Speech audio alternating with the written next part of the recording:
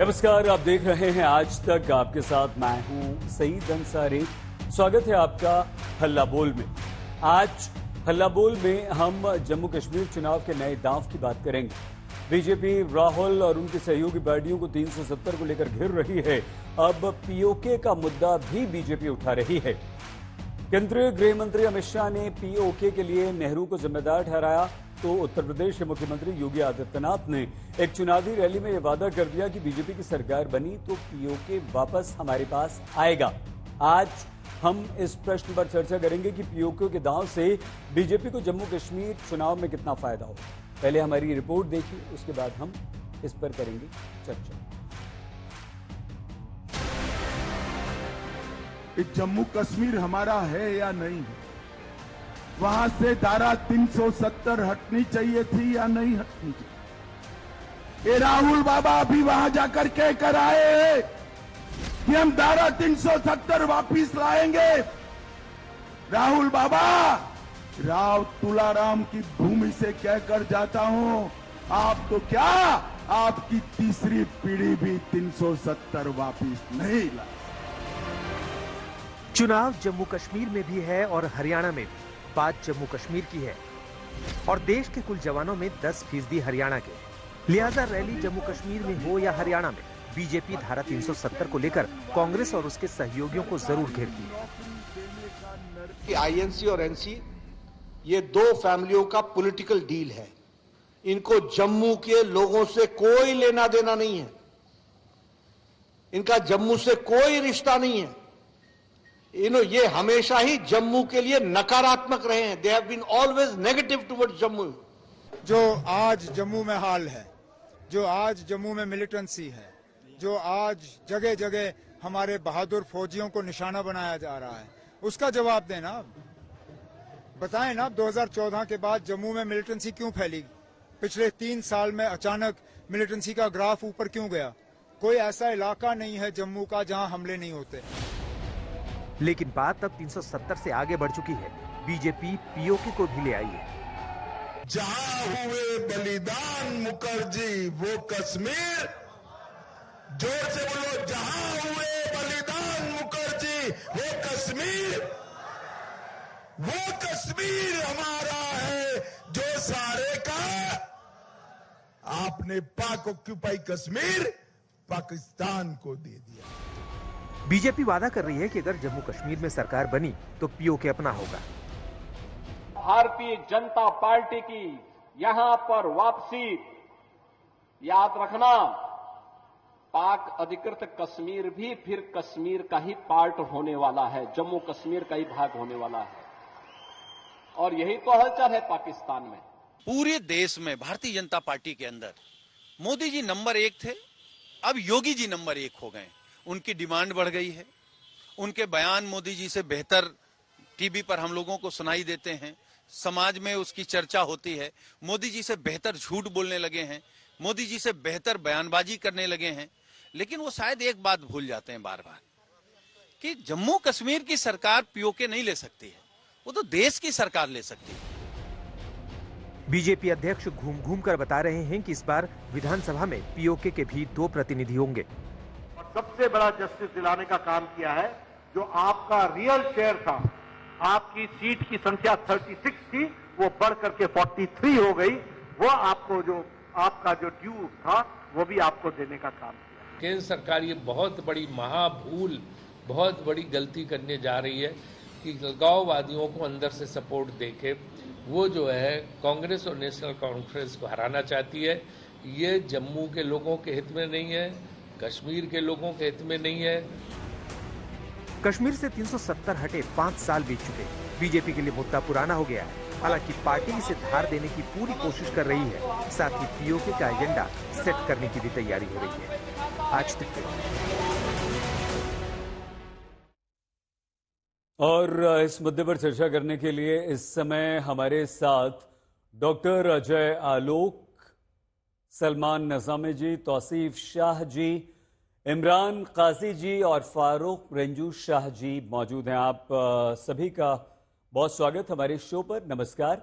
Doctor Ajay Alok, doctor साहब, योगी आदित्यनाथ आपके नेता यूपी के मुख्यमंत्री ये कहते हैं कि जैसे ही हमारी जम्मू कश्मीर में सरकार बनी, पीओके हमारा। ये कैसे संभव होगा डॉक्टर साहब, डॉक्टर आलोक? और अभी देश में तो बीजेपी की ही सरकार है, अभी संभव क्यों नहीं?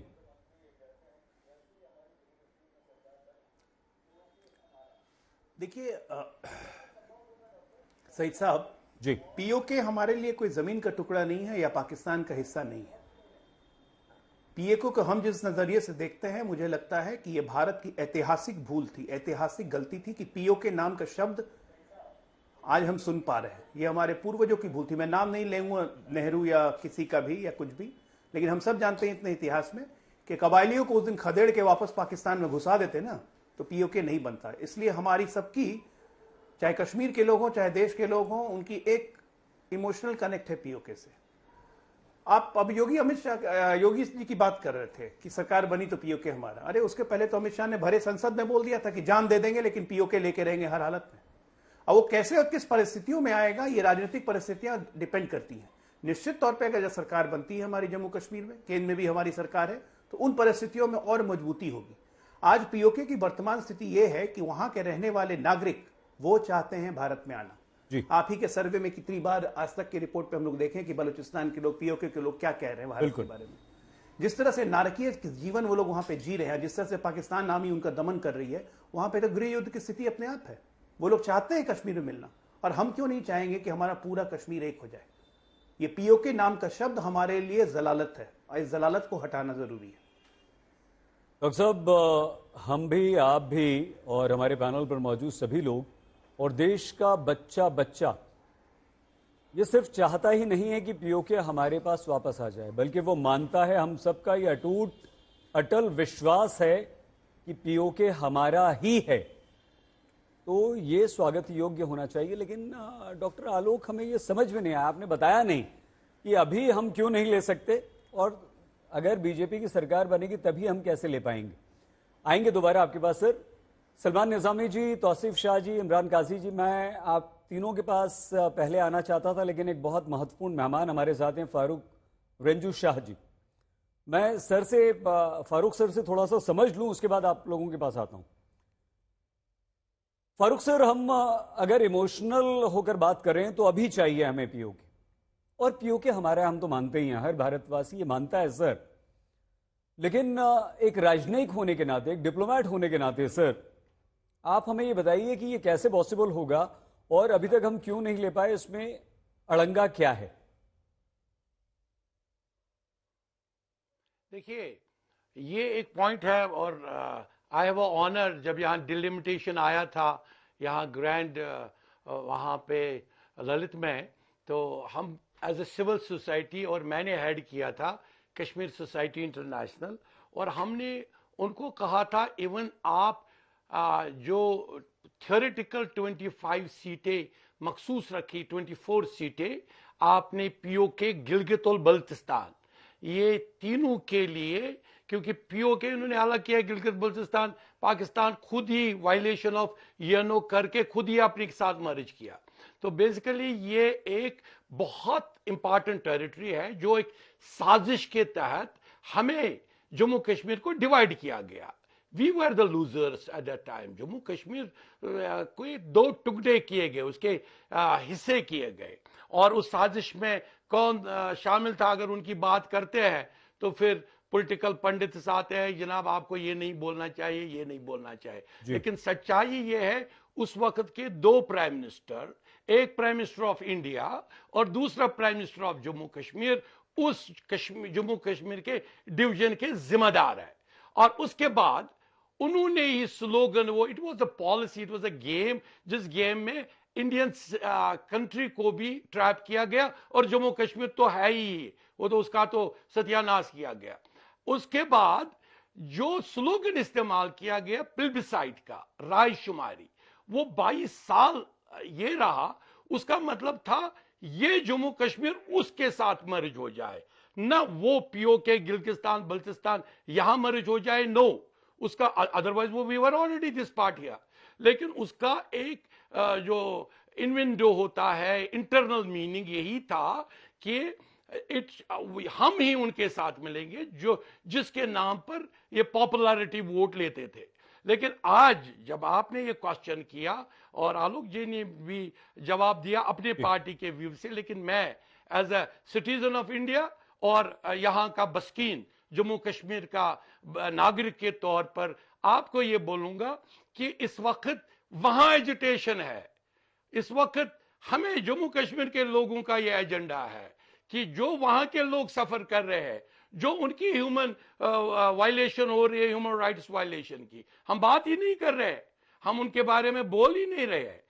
दे वांट, उनकी बिजली की बिलें देखो कहां पे है, उनको खाने के लिए गुंदुम नहीं है, उनको चावल नहीं है, ये जहलिम का पानी जो वहां जाता है वो उनको इरिगेट करने नहीं देते हैं उनके। अदरवाइज इंडस वैली ने एज ए कर्टसी सेक पर उनके लिए मखसूस रखा था, क्योंकि वहां का पार्ट जम्मू कश्मीर का वहां है, अदरवाइज ये नहीं दिया जाता 1962 में। तो जब ये चीजें हो गई, अब they want to join now, this is the time. जो जम्मू कश्मीर की असेंबली होगी, द फर्स्ट रेजोल्यूशन, एक तो उनको एंटी डिफेक्शन बिल पास करनी चाहिए, क्योंकि इसमें एंटी डिफेक्शन है ही नहीं कोई लॉ, क्योंकि ये नई यूटी बन रही है।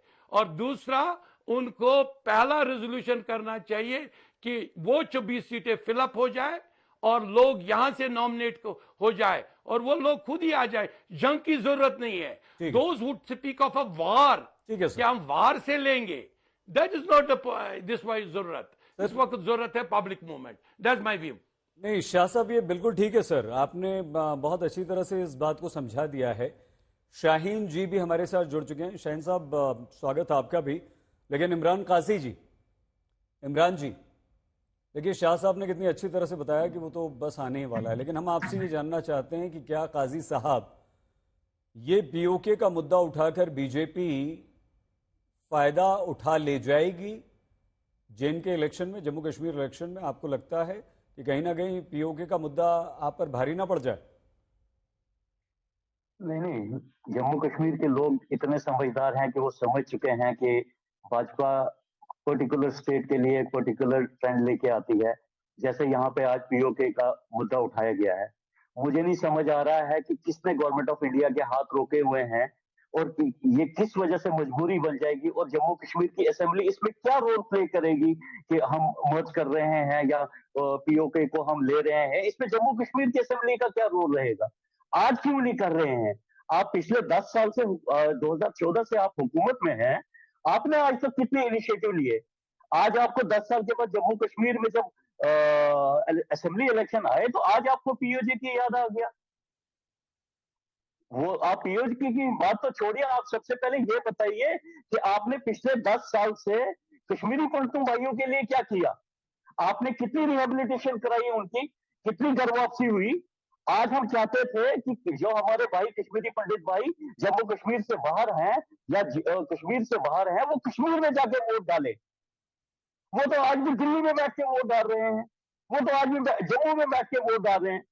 आप कहां की बात कर रहे हैं? किन लोगों को आप बेवकूफ बना रहे हो? आज मैं देख रहा था जेपी नड्डा साहब ने एक स्टेटमेंट दी कि नेशनल कॉन्फ्रेंस जो है वो जम्मू विरोधी है।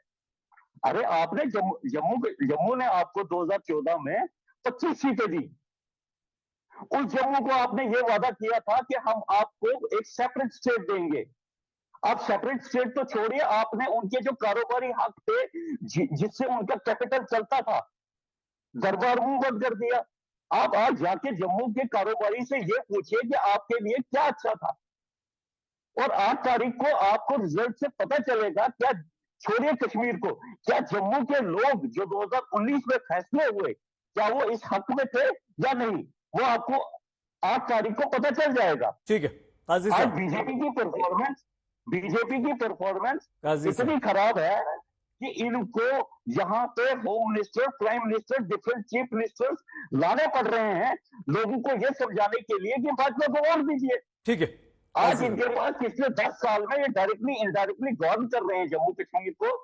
आज इनको अपना रिपोर्ट कार्ड पेश करना चाहिए था कि हमने ये सब किया जम्मू कश्मीर के लिए और हमें काम के बेस पे वोट दीजिए। काजी साहब, मैं रोक रहा हूं आपको। एक बड़ी खबर आ गई, उसके बाद चर्चा शुरू करते हैं। बड़ी खबर ये आ रही है, दिल्ली से खबर है, जहां कांग्रेस महासचिव और हिमाचल प्रदेश के मंत्री विक्रमादित्य सिंह की महत्वपूर्ण मुलाकात हुई है। हिमाचल में होटल और ठेलों में नेम प्लेट मामले में वेणुगोपाल ने विक्रमादित्य सिंह को स्पष्ट निर्देश दिया कि कांग्रेस की विचारधारा नफरत मिटाने की है, हिमाचल में ऐसा कुछ नहीं होगा। वो पार्टी विचारधारा के विरुद्ध न जाकर कोई भी काम न करें। हिमाचल प्रदेश में सुनिए। I strongly convey the sentiments of the Congress party. No minister or no party functionary cannot go against the party policies and the ideologies. Rahul Gandhi is doing this act, actually the love and affection, he is spreading love and affection against the hatred. Congress President Mallikarjuna Kharge ji also talking about the love and affections among the people. We cannot create hatred anymore. We cannot go, we are for very strongly, we are believing in togetherness. Therefore, we told him very clearly that Congress ideology and Congress policies are very clear on these lines. We have to go with that. Will there be any action against him or No, now he understands the thing? He told that was misquoted by the media. That's what he told me. It was misquoted by the media. His intention is not like that. That's what he told me.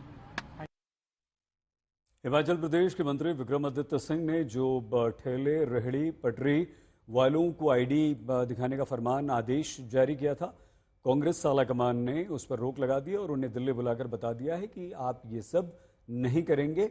हम चर्चा कर रहे थे जम्मू कश्मीर विधानसभा चुनाव पर, जिसमें हो गई है पीओके की एंट्री। बीजेपी का कहना है कि अगर हमारी सरकार बनी तो पीओके तुरंत हमारा। डॉक्टर साहब, मैं आ रहा हूं, एक रिएक्शन ले लूं छोटा छोटा सा, आता हूं आपके पास डॉक्टर आलोक। लेकिन यहां पर काजी साहब आपने ये नहीं बताया कि कश्मीरी पंडितों को, हमारे भाइयों को अभी तक अगर वापसी उनकी कश्मीर में नहीं हो पाई है तो उसके लिए आप कितने जिम्मेदार हैं, आपने क्या किया, और पीओके पर भी आपने अपना स्टैंड साफ नहीं किया। मैं दोबारा आपके पास आऊंगा तो पूछूंगा। तौसीफ शाह साहब, क्या आपको लगता है कि पीओके के मुद्दे पर बीजेपी लीड कर ले जाएगी, आपको नुकसान हो जाएगा एनसी कांग्रेस की तरह, और आपको क्या लगता है कि यह कितना आसान कितना मुश्किल है पीओके को हमारे साथ मिला लेना? सईद साहब, शुक्रिया पैनल पर बुलाने के लिए। मैं सबसे पहले आपको ये बोल दूं कि जैसे ये जो उनका पीओके का ये जो जुमला है, नया जुमला जो आ रहा है, तो इनको मैं तो ये कहता हूं कि देखिए, जैसे इन्होंने पार्लियामेंट में बैठ के इलीगली 370 को ख़त्म किया, ज़बरदस्ती ख़त्म किया, तो ये जैसे सर्जिकल स्ट्राइक्स इन्होंने बादल में की, आपको समझ ही आ रहा होगा कि बादल का नाम क्यों ले रहा हूँ मैं। जैसे बादल में इन्होंने रडार के ना होते हुए इन्होंने सर्जिकल स्ट्राइक्स की, तो इनके पास इतनी फौज है, हिंदुस्तानी फौज है हमारे पास इतनी सारी, तो ये लेकर क्यों नहीं जाते और वहां से पीओके को लेकर क्यों नहीं आते? यहाँ के चीफ मिनिस्टर को क्या उसको साथ लेके जाएंगे? तोप के बदले तोप बनेगा इनका चीफ मिनिस्टर? उसके हाथ में तो कुछ है ही नहीं। यहाँ का चीफ मिनिस्टर जो बनेगा वो मेयर से बदतर है। वो क्या, इनको क्या लगता है यहाँ का चीफ मिनिस्टर करेगा इनके लिए? इनको ये जुमला है, इनको बोलिए कि अपने चीफ मिनिस्टर को तोप बनाने से बेहतर है अपनी फौज को हम उठा लें और जाएं और लेकर आए पीओके को इधर, उसके बाद बात करें। ये अभी इस तरह से बात करना कि हम फलां चीज कर रहे हैं, फिस्तानी चीज कर रहे हैं, 2 करोड़ नौकरियां भी दे दी उन्होंने साल की, तो वो भी 20 करोड़ हो गए 10 साल में। तो अगर हम उसमें से अपना हिस्सा निकाले वो भी 70-80 लाख होता है। तो हमारे पास तो अब बेरोजगारी बढ़ गई है, जो 24% बेरोजगारी थी वो अभी 47% हो गई है। तो ये 2 करोड़ नौकरियां नहीं हैं हमारे पास। जो इन्होंने बताया था कि यहाँ बिल्कुल सारी खुशहाली होगी, यहाँ तो मेरे 4000 जवान जेलों में, वो शायद मेरे ख्याल भारत यात्रा करने के लिए ले गए हैं इनको वो जेलों में, वो तक अभी बंद है, उनके ऊपर कोई केस नहीं चल रहा है और ये लोग पीओके वापस लेकर आएंगे। इनके दम में नहीं है सर, इनके दम में था बस इतना कि जितना कश्मीरी पर जबरदस्ती कर सकते हैं। जम्मू के लोगों का बिजनेस जो है वो खत्म करो, श्रीनगर में बिजनेस खत्म करो, दरबार मुंह बंद करो, ये इनके हाथ में है। इसके ज्यादा कुछ नहीं कर पाएंगे ये, इनके पास कुछ है नहीं। आप बताइए कि जब एक पार्टी इलेक्शन लड़ने के लिए आती है, वो जुमलों पर इलेक्शन लड़ती है या वो बोलती है कि मैंने 10,000 नौकरियां दी, 2,000 देने वाला हूं, या लाख दी, 10 लाख देने वाला हूं, यहां डेवलपमेंट की, यहां पर इतना पैसा लगाया। इनके पास है क्या? 4,000 लोगों से हमारी जेलें भरी, यहाँ जम्मू के जितने भी बिजनेसमैन थे वो अभी हमारे नॉन पेइंग अकाउंट्स हो रहे हैं बिकॉज दरबार मूव बंद हो गया, उनकी मार्केट खत्म हो गई, वो बता दें। या ये जम्मू में ये बता दें कि हम हिंदू और मुस्लिम को बांट रहे हैं, जितना ज्यादा हो सके उतना ज्यादा बांट सकें। जबकि हमने यहाँ पर जम्मू कश्मीर में हमने बिल्कुल भी कभी बहुत नॉर्मली, तो वो तो नॉर्मल होता रहता कि दंगे होते रहे, पर लार्ज पैमाने पर हमने यहाँ 1947 के बाद कभी दंगे देखे नहीं है। तो जिस हिसाब से ये अभी पोलराइजेशन इनकी चल रही है, जिस हिसाब से ये यहाँ पर पोलराइजेशन कर रहे हैं, उसके हिसाब से मुझे लगता है कि पता नहीं हम आपस में बाई भी ना, शायद आपस में दो बाई न लड़ बैठे। तो उसके बाद फिर रहा इनका फायदा। मुझे नहीं लगता कि जम्मू कश्मीर की आवाम उतनी बेवकूफ है। जम्मू कश्मीर, ना जम्मू का डोगरा, ना कश्मीरी पंडित मुसलमान उतना कोई बेवकूफ नहीं है कि जो इस जुमले पर वोट देगा। आज हर कोई, आज छोटा बच्चा जानता है कि जैसे, 2 मिनट मुझे कंप्लीट करने दीजिए। आज छोटा बच्चा जानता है कि स्टेट जमीन का टुकड़ा ना दे सकती है न ला सकती है। जो करेगा सेंटर करेगा, हमारी हिंदुस्तानी फौज करेगी। तो ये फौज का काम है, इनको वो अब भी इनिशिएट करना चाहिए। शायद अगर 4 दिन में लेकर आए तो 4 दिन में इलेक्शन की हालत बदल जाएगी।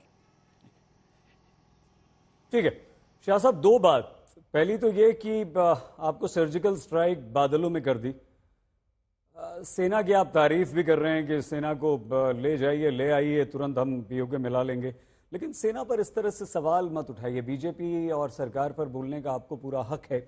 दूसरा, शाह साहब देखिए, फारूक शाह सर ने यह साफ तौर पर कहा कि ये डिप्लोमेटिक मैटर है, इतना आसान नहीं है, उसके लिए हमें दूसरे रास्ते अपनाने होंगे और सरकार और सेना से बेहतर ये है कि वहां के लोग खुद इस बात की पहल करें। तो मैं सिर्फ आपको याद दिला रहा था, और सेना पर आपकी जो टिप्पणी थी वो हमें लगता है कि वो किसी भी हिंदुस्तानी की नहीं होनी चाहिए।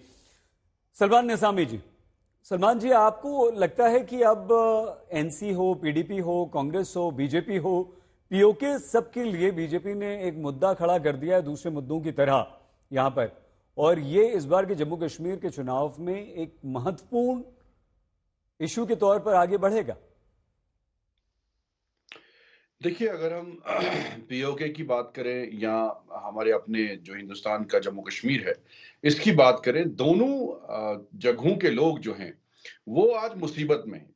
अगर हम पीओके की बात करें, आपने देखा हाल ही में एक प्रोटेस्ट वहां हुआ, बहुत लाठीचार्ज हुआ, किलिंग्स भी हुई, और आज तो वहां आटे की भूख है कि आटा भी नहीं मिल रहा था लोगों को। इतनी पाकिस्तानी हुकूमत के खिलाफ जो है गुस्सा था लोगों का, तो इसलिए लोग नाखुश है वहां भी। अभी पाकिस्तान ने भी उनको खुश करने की हर कोशिश की, प्रोविंशियल स्टेटस दिया, लेकिन हमारे अगर जम्मू कश्मीर की हम बात करें, भाजपा हुकूमत ने आर्टिकल 370 हटाया, 35 से हटाया, उसके बाद जो है हमारे यूटी दे दिया हमें। अगर पाकिस्तान पीओके को प्रोविंशियल स्टेटस देता है, प्रोविंस बनाता है, लेकिन हमें जो है आपने यूटी में स्टेट को यूटी कर दिया, तो हमें डाउनग्रेड किया आपने। तो इसलिए हमें पहले अपने घर को देखना चाहिए कि हमारे घर के लोग जो हैं क्या वो खुश हैं, फिर हम पीओके की बात करें। और ये चुनावी जुमला है, मेरे मानने से तो मुझे तो क्लियर ही लगता है कि चुनावी जुमला है, क्योंकि अगर हम यहाँ जम्मू कश्मीर की बात करें, जो दावे बीजेपी ने किए थे कि हम 370 हटने के बाद जो है जम्मू कश्मीर में आतंकवाद खत्म करेंगे, लेकिन आज जम्मू प्रोविंस में आतंकवाद बढ़ चुका है, जहां आज भाजपा के नेता लंबी लंबी तकरीरें कर रहे हैं, स्पीचें कर रहे हैं। लेकिन दूसरी तरफ अगर हम विकास की बात करें, विकास वैसा हुआ नहीं। ठीक है, अगर स्टोन पेल्टिंग में रुकावट आई, उसमें हम जो है बोलते हैं कि उसमें तब्दीली आई, लेकिन बंदूक उठाना नौजवानों ने शुरू कर दिया, ड्रग्स में हमारे नौजवान इन्वॉल्व हो गए, अनएम्प्लॉयमेंट बहुत बढ़ चुका है जम्मू कश्मीर में, बेरोजगारी बढ़ चुकी है। और दूसरी तरफ अगर हम देखें जो सिनेरियो है पूरे जम्मू कश्मीर का, यहाँ के लोग चाहते हैं कि यहाँ इलेक्शन हो, लोकल गवर्नमेंट बने, जो हम चाहते हैं कि बाहर का शख्स जो है यहाँ रूल ना करे। तो इसलिए यहाँ जो वादे किए थे, जो दावे किए थे कि 370 के बाद जो है हम यहाँ विकास करेंगे, डेवलपमेंट होगी, यहाँ कश्मीरी पंडित जो है फिर से बसेंगे। अभी कश्मीरी पंडित जो है आप देख रहे हैं कि उनको बसाने का काम भाजपा सरकार नहीं कर पाई 8 सालों में। अभी भी कश्मीरी पंडित जो हैं वो यहां रहने में सफल नहीं हुए, सिलेक्टिव किलिंग्स हुई, बिंद्रू साहब का कत्ल हुआ, आर्टिकल 370 के हटने के बाद हुआ ये सब। तो इसलिए लोग नाखुश हैं। हमें पहले अपने घर के लोगों को ठीक करने की जरूरत है, उनको दिलासा देने की जरूरत है, उनके अगर गम है तो उनको खुशी में तब्दील करने की जरूरत है, फिर हम पीओके पे बात करेंगे। ठीक है निजामी जी। डॉक्टर आलोक, डॉक्टर अजय, आपके साथी जीएम शाहीन, एक बार फिर से उनका संपर्क टूट गया, उनसे हम बात करना चाहते थे, लेकिन कोई बात नहीं। डॉक्टर आलोक, इन चारों लोगों की बात का जवाब तो आप जरूर दीजिएगा। काजी साहब आ रहा हूं मैं डॉक्टर साहब के बाद, लेकिन दो चीजें हमारे मन में हमेशा आती हैं जब भी कश्मीर पर डॉक्टर साहब बात होती है। वो पहला ये कि हमारे वो कश्मीरी पंडित भाई जिनकी कोई गलती नहीं थी, अपने ही देश में वो शरणार्थी बनकर रह गए हैं, अपने ही घर वापस नहीं लौट पा रहे हैं, उनकी वापसी क्या बीजेपी की सरकार अगर जम्मू कश्मीर में बनती है तो तुरंत हो पाएगी? और दूसरा, एक भी जवान की हमारी शहादत जो है वो पूरे देश को दर्द में डुबो देती है, परेशान आप और हम हो जाते हैं। क्यों हमारे एक भी जवान की शहादत हो, उसकी जान डॉक्टर आलोक जाए? ये दो चीजें ऐसी हैं, क्या आपकी सरकार बनने पर इन पर लगाम लग सकती है?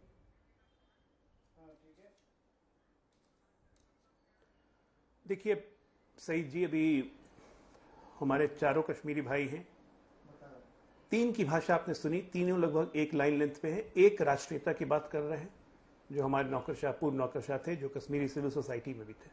जी। इस देश में एथनिक जीनोसाइड जिसको कहते हैं, वो पहली बार इस देश में 1989 में हुआ। रालिब चालिब गालिब का नारा देने वाली नेशनल कॉन्फ्रेंस पार्टी, जिसके बारे में फारूक साहब ने बताया कि 1948 में कश्मीर के प्रधानमंत्री के कारण पीओके बना, और रालिब चालिब गालिब का नारा देके कश्मीरी पंडितों को मार मार के भगाया गया कि अपनी औरतों को छोड़ दो, यहां से चले जाओ, नहीं तो इस्लाम कबूल कर लो। और इसीलिए हमारे कश्मीरी पंडित भाइयों का पलायन हुआ, क्योंकि जान सबसे प्यारी है। आज भी तमाम सुरक्षा के कारण, निजामी साहब बोल रहे थे अभी कि जम्मू में टेररिस्ट एक्टिविटी हो रही है, कश्मीर का नाम नहीं लेते हैं टेररिस्ट एक्टिविटी में। कश्मीर में टेररिस्ट एक्टिविटी अभी नहीं है, लेकिन वहां लोग आने में डरते हैं। डरते इसलिए हैं क्योंकि एथनिक डिवाइड हो चुका है, इसको उनको मानना पड़ेगा। आप पिछले चुनाव को उठा के देख लीजिए, जम्मू कश्मीर का बिल्कुल एथनिक लाइन पे पोलिंग हुई थी। जम्मू में निजामी साहब प्लीज मत बोलिए। निजामी साहब प्लीज, सुनिए, मैं बीच में नहीं बोल रहा। निजामी साहब, आप सभी गेस्ट से ये रिक्वेस्ट है कि प्लीज किसी के बीच में ना बोलें। निजामी साहब प्लीज। निजामी साहब की डॉक्टर आलोक अपनी बात पूरी कीजिए प्लीज। निजामी साहब कांग्रेस छोड़ चुके हैं गुलाम नबी साहब के साथ, लेकिन मानसिकता नहीं बदली है। देखिए, इन्होंने कहा कि बाहरी लोग आके राज कर रहे हैं, ये राहुल गांधी की भाषा है। कोई इस देश में बाहरी कैसे हो सकता है? इसका मतलब कि कश्मीर को वो भारत का हिस्सा अभी भी नहीं मानते हैं। यही तो दिक्कत है कश्मीरी पंडितों के साथ। कश्मीरी पंडित अपने आप को भारत का हिस्सा मानते हैं, ये लोग हिस्सा ही नहीं मानते हैं। एलजी को कहते हैं बाहरी लोग आके शासन कर रहे हैं। भाई हिंदुस्तानी नहीं है, वो भारतीय नहीं है। मतलब अजीब हालत है। अब पीडीपी अभी आपके सामने कह रही थी कि सर्जिकल स्ट्राइक बादल में हुआ, और फौज को कहते हैं कि जाइए फौज को बोलिए जाके ले आए उठा के। अरे पीओ के कोई सामान है क्या कि उठा के ले आए? तरीका होता है। इसी तरीके से आप लोगों ने राज किया, कश्मीर का ये दुर्दशा कर दी। हमारी सरकार बनने पे हम चाहते हैं कि बिल्कुल ये एथनिक डिवाइड खत्म हो, कम्युनल हार्मोनी बने। कश्मीर सबके दिल में रहता है। कश्मीरी युवाओं की चिंता, आप कहते हैं काम नहीं हुआ कश्मीर में? विश्व का सबसे बड़ा लार्जेस्ट हाई स्कूल कहां पे है? कश्मीर में है। कितने सारे हाईवेज बने, कश्मीर में रेलवे नहीं चली है। कितने सारे काम हुए जो पहले कश्मीर में सोच सकते थे आप? रात में ट्रैवलिंग कोई सोचता था? इतने सारे काम हो रहे। 370 बदलने के बाद पत्थरबाजी कहां गई? खत्म हो गई। कैसे? वही यूथ जो पत्थर फेंकता था 100-100 रुपए लेके, आज पत्थर क्यों नहीं फेंकता है? कभी आप लोगों ने अपने सवाल पूछा है? कभी आप लोग पूछेंगे नहीं। रालिब चालिब गालिब वाले को आप सपोर्ट करते थे, और आपने कश्मीर में एक अलगाववाद की हवा फैलाई, जिसके सबसे बड़े कारण एनसी है, और उसके बाद कोई है तो पीडीपी है। यह पूरा कश्मीर वैली का एक एक बच्चा जानता है। उस चीज को हम खत्म करने की कोशिश कर रहे हैं। और जब सीएम डम्मी है, भाई दी आपने कहा कि सीएम डम्मी होगा, क्या करेगा? जब सीएम डम्मी है भाई साहब, तो चुनाव क्यों लड़ रहे हैं? क्यों महबूबा मुफ्ती चुनाव लड़ी है? जब सीएम डम्मी होगा वहां पे तो जम्मू कश्मीर को स्टेटहुड का दर्जा मिलेगा। ये बात अमित शाह एक बार नहीं 3-3 बार पार्लियामेंट में, सदन में कह चुके हैं कि परिस्थितियां समान होने पे हम स्टेटहुड करेंगे। राहुल गांधी झूठ मूठ के जाके कहते हैं कि हम स्टेटहुड कर देंगे। कहां से करेंगे आप केंद्र सरकार में है, झूठ बोलते हैं आप, और उसके हाँ में हम आप लोग मिलाते हैं। सच्चाई तो यह है कि आप लोग तीनों एक ही थाली के चट्टे बट्टे हैं, जिसने जम्मू कश्मीर को बर्बाद कर दिया, ऊपर से लेके नीचे तक। 3 परिवार का खात्मा बहुत जरूरी है। गांधी परिवार, मुफ्ती परिवार, अब्दुल्ला परिवार। इसका राजनीतिक रूप से खात्मा, सफाया बहुत जरूरी है। ये वैली के लोग भी समझते हैं, और उन्होंने लोकसभा चुनाव में इसकी झलक दिखाई जब उमर अब्दुल्ला अच्छे से हारे। भले उनको इंजीनियर रशीद ने हराया हो, जिसका एक आतंकवादी इतिहास है, वो अलग बात है, लेकिन कहीं ना कहीं जम्मू कश्मीर की जनता का विश्वास आप लोग खो चुके हैं बुरी तरह से। आज उसी विश्वास को गैदर करने के लिए हम कश्मीर में भी लड़ रहे हैं, हम जम्मू में भी लड़ रहे हैं, और हमारा प्रयास रहेगा कि सरकार हमारी बने, केंद्र सरकार भी रहे, तो लोगों में एक विश्वास जगता है जब राज्य और केंद्र में सरकार रहती हो। तो पीओके जिसको आप लोग कहते हैं, जिसको हम कश्मीर का भारत का हिस्सा मानते हैं, वहां बेटी रोटी का संबंध है। वहां के लोगों की तकलीफ हमारी तकलीफ है। जब जन भावनाएं जागृत होती हैं, जैसा कि फारूक साहब कह रहे थे, तो वो लोग अपने आप डिमांड करके भारत में आ जाएंगे। और वो जन भावनाओं को जगाने के लिए जबकि जम्मू कश्मीर में भारतीय जनता पार्टी की सरकार होना अति आवश्यक है, और आप लोग का दूर होना जम्मू कश्मीर से अति आवश्यक है। ठीक है डॉक्टर साहब, लेकिन दोनों ना हमारे सैनिकों के लिए आपने कुछ कहा और ना ही आपने कश्मीरी पंडितों के लिए कुछ कहा। भाई तीसरी बार प्रधानमंत्री नरेंद्र मोदी बन गए, लेकिन हमारे सैनिकों की शहादत। मैं आ रहा हूं, दोबारा आ रहा हूं डॉक्टर साहब, दोबारा आ रहा हूं मैं आता हूं अभी आपके पास, आता हूं मैंने आपको बिल्कुल नहीं रोका, लेकिन कोई आंकड़ा हमारे पास नहीं आता है डॉक्टर साहब कि हमने इतने कश्मीरी पंडित जो हैं वो उन्हें बसा दिया और इतनों को आपने टिकट दे दिया होता इस बार के विधानसभा चुनाव में। तौसीफ शाह जी, आप ही तो साथ में थे ना बीजेपी के, आप दोनों ही थे जब अलग हुए, जब यहां पर उपराज्यपाल आए। आपको लगता है कुछ बदला है सर अभी तक तौसीफ शाह साहब, और अब ऐसा क्या बदल जाएगा? और वही सवाल जो डॉक्टर आलोक ने उठाया वही हम भी आपसे पूछ रहे हैं कि भाई जब मुख्यमंत्री किसी योग्य नहीं रहेगा, किसी काम का ही नहीं रहेगा, तो आप क्यों लड़ रहे हैं चुनाव सर? जी देखिए, आपको समझना पड़ेगा, ये दो बातें आपको समझनी पड़ेंगी कि ये चुनाव जो हमारे लिए है ये एक रेफरेंडम है। जो 5 अगस्त को यहाँ पर हुआ, ये उसका एक रेफरेंडम है कि लोग उसे एक्सेप्ट कर रहे हैं या लोग उसे नहीं एक्सेप्ट कर रहे हैं। दूसरा, ये मेन चीज़ आप ये समझिए कि जैसे चुनाव के बाद जो हमारे जीते हुए एमएलए साहब, विधायक साहब जो वहाँ हमारी असेंबली में चले जाएंगे, तो ये मत समझिए कि 90 लोग खड़े हैं, इनके पीछे जम्मू कश्मीर की 1.5 करोड़ की आबादी खड़ी है। तो इनमें से अगर तो वो पार्टीज गवर्नमेंट बनाती हैं जिन पार्टी का ये मानना है कि हमको 370 जो भी 5 अगस्त को जो भी हुआ वो इलीगल था, हमारे हक में नहीं था, सही नहीं था, तो आपको ये मानना पड़ेगा कि वो अगर गवर्नमेंट बनाते हैं तो नेचुरली उनके पास अप्रॉक्सीमेटली 50% से ज़्यादा ही होगा। दैट मीन्स उनके पीछे करीब 60 लाख लोगों की ये आवाज़ होगी कि हमें 370 वापस दीजिए, और सुप्रीम कोर्ट को याचिका पर दोबारा सुनवाई करनी पड़ेगी। और दूसरा मेरा ये है कि जैसे आपने ये जाते मेरे जो इससे पहले मैंने जो आपको बताया था, तो मैंने हिंदुस्तानी फौज के लिए कोई गलत बात नहीं कही है। हमारी हिंदुस्तानी फौज उसकी हम बाकायदा इज्जत करते हैं। वो इतनी देर से यहाँ पर अपनी जान गंवा रही हैं हमारे भाइयों के लिए, उसकी बाकायदा इज्जत करते हैं। ये मेरे कहने का मतलब था, इसको थोड़ा मैं विस्तार से बता दूं। मेरे कहने का मतलब था कि सर्जिकल स्ट्राइक हमारे हिंदुस्तानी फौजी भाइयों ने की, और नरेंद्र मोदी जी ने उसका बादलों में श्रेय ले लिया कि ये बोल के कि बादलों में रडार काम नहीं करता, सर्जिकल स्ट्राइक कर लो। ये मेरे कहने का मतलब था। मेरा ये कहने का मतलब नहीं था कि शेडी कुछ वैसा कोई बात नहीं था। बाकी थैंक यू तौसीफ साहब, ये आपने बहुत अच्छा क्या बता दिया। मुझे बड़ा अफसोस हुआ था आपकी बात सुनकर कि आप हमारी सेना के बारे में ऐसा कैसे कह रहे हैं। थैंक यू, चलिए अपनी बात पूरी। हमने भी देखा, देखिए जी देखिए, मैं आपको एक बात बता दूं कि ये जैसे हमको भी पता है कि वो अपने घरों से बाहर हैं, अपनी फैमिली छोड़ के आते हैं, हमारे लिए वो बॉर्डर पर खड़े रहते हैं। ये हमको भी मालूम है। ये कोई जो दिमाग वाला जानने वाला इंसान होगा वो उनका खिलाफ बात नहीं करेगा।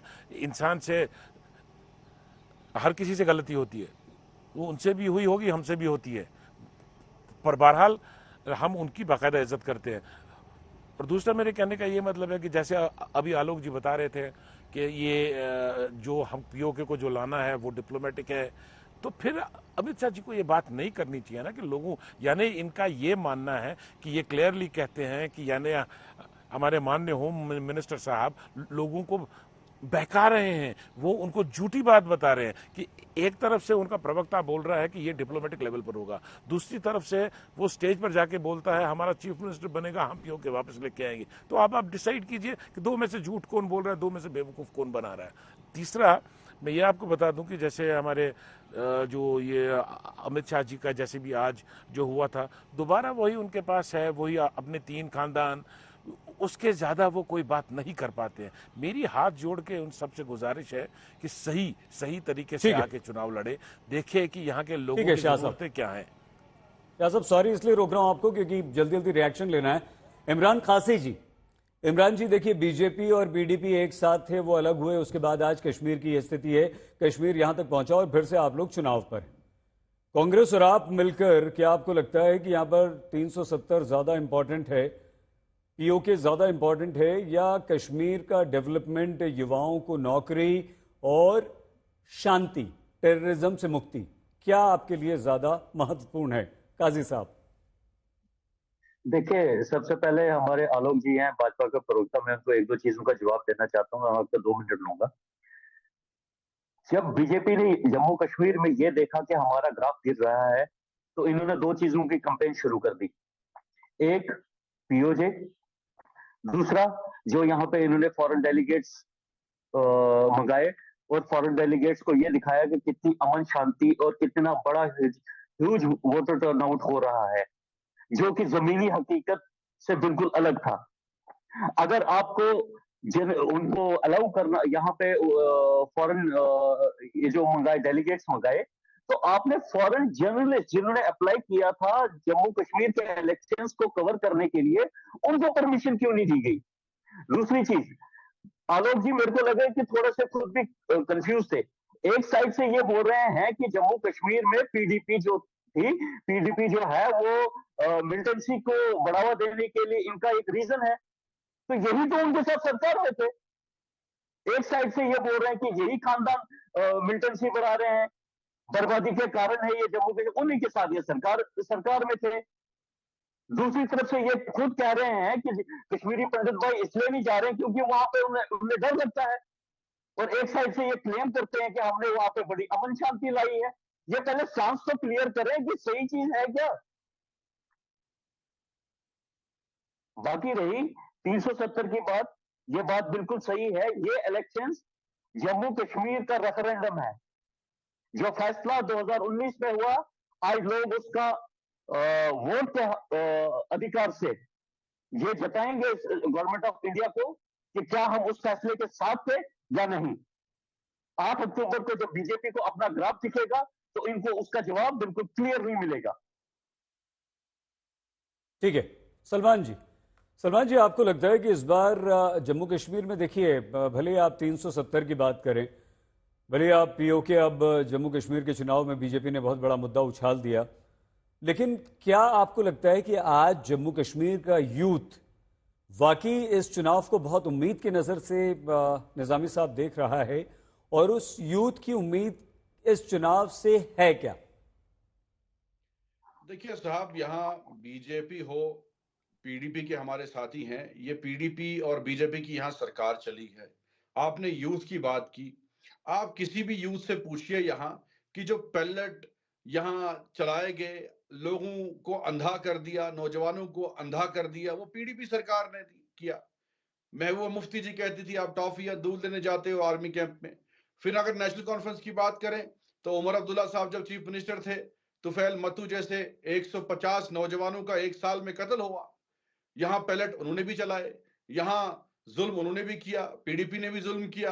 तो यहाँ किसी ने अच्छा किया हो, मुझे बताइए ना, कौन ऐसी पार्टी है?